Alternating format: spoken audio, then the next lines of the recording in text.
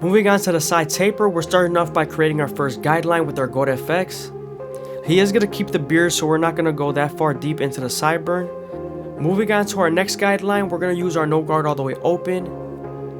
And then we're going to slightly close the lever, attacking that initial guideline.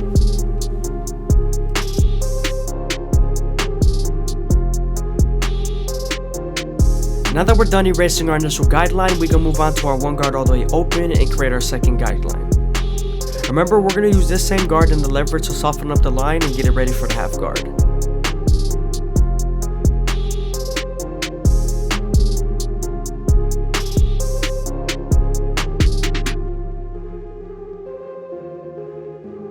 Now we're using our two guard all the way open to connect the taper into the top.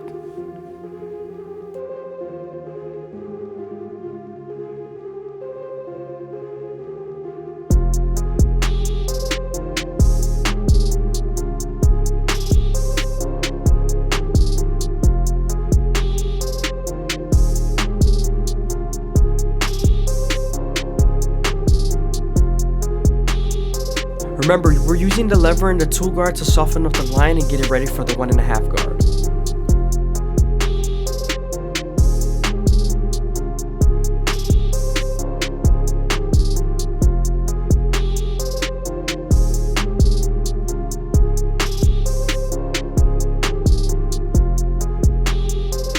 Here I'm using the 1.5 guard to connect the one guard all the way open to the two guard all the way open.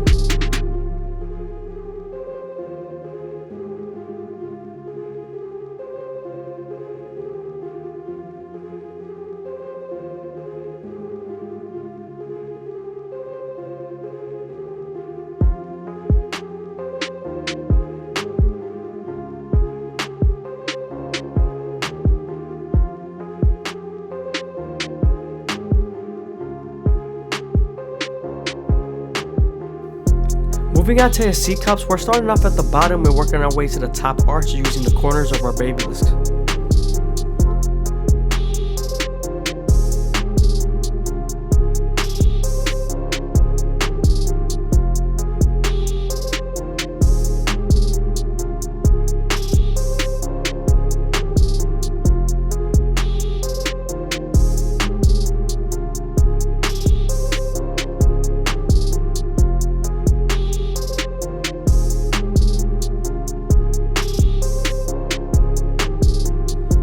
Moving on to the beard, and we're going to knock it down to a 1.5 guard all the way open, which is equivalent to a 2 guard closed. The reason why I'm doing this instead of a 2 guard closed is because the 1.5 guard all the way open is a lot smaller and I can reach a lot more places.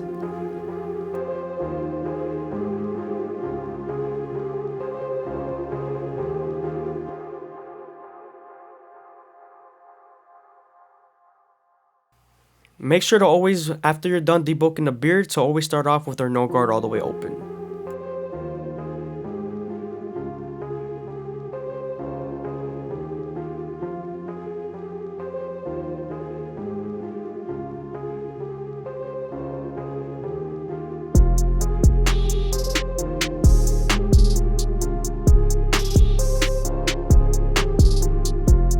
Now that we're done lining him up, we can move on to our shear work on top. But before we do that, we're going to make sure the hair is nice and saturated.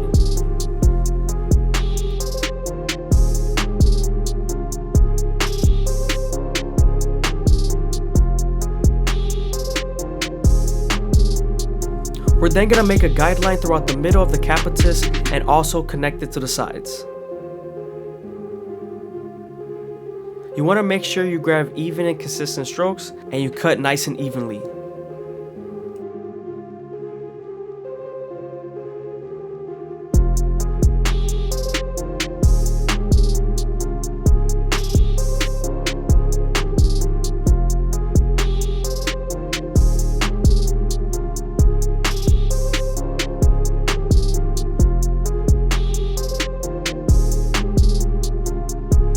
Now that we're done with our shear work, we're going to blow dry the hair and make sure it's a dryer.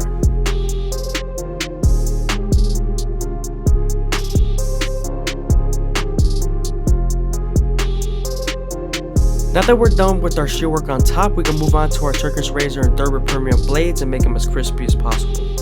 But before we do that, we're going to use our elegant shave gel so our razor can glide better.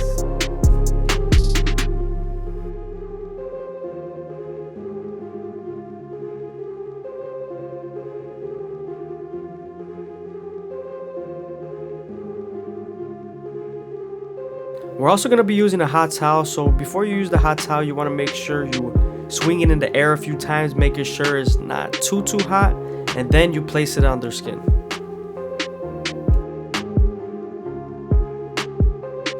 Again, I hope you guys are enjoying the video. Please leave a like, comment, and subscribe. It's greatly appreciated. Also, if you leave a comment down below of my subscriber count, I'm 100% going to reply to you.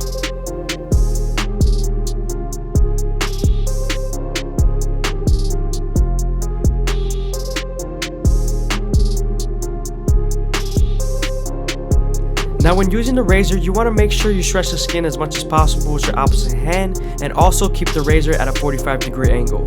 This lowers the likelihood of you cutting someone.